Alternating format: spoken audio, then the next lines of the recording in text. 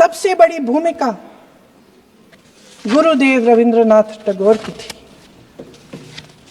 वंदे मातरम के स्वरूप पर सवाल उठाना, जिसे संविधान सभा ने स्वीकार किया, न सिर्फ उन महापुरुषों का अपमान करना है जिन्होंने अपने महान विवेक से ये निर्णय लिया, मगर एक संविधान विरोधी मंशा को भी उजागर करता है।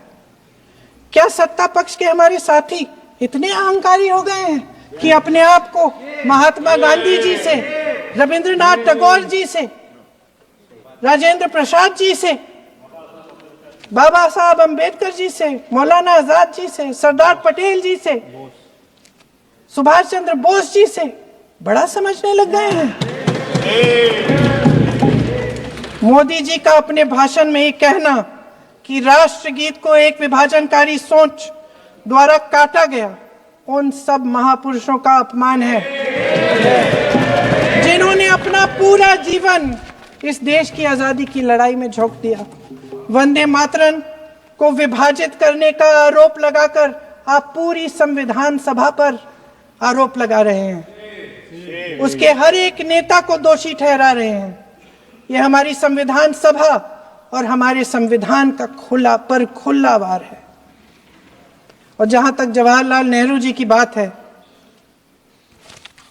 जितनी देर हमारे प्रधानमंत्री देश के प्रधानमंत्री रहे हैं, 12 साल हो गए हैं, लगभग उतने ही सालों के लिए जवाहरलाल नेहरू जी जेल में रहे।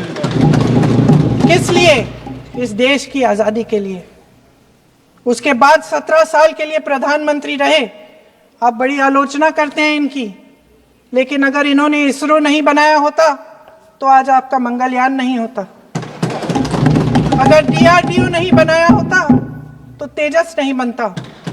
अगर IIT और IIM नहीं बनाए होते तो हम आज IT में आगे नहीं होते। अगर एम्स नहीं बनाया होता तो हम कोरोना की जब बड़ी चुनौती का सामना कैसे करते? हाँ, वही बना कुछ भी। इसका मतलब है इस मुद्दे का जवाब नहीं है आपके पास है? अगर इन्होंने BHEL, गेल, सेल, भाखड़ा नंगल ये सब नहीं बनाया होता जो आप सब बेच रहे हैं, तो ये विकसित भारत कैसे बनता? और मत कहिए बाकी। पंडित जवाहरलाल नेहरू इस देश के लिए जिए। सुन लीजिए, बेच लो यार, बाकी भी बेच देंगे। पंडित जवाहरलाल नेहरू इस देश के लिए जिए और देश की सेवा करते करते उन्होंने दम तोड़ा। फिर भी सुन लीजिए, मेरी एक सलाह ले लीजिए।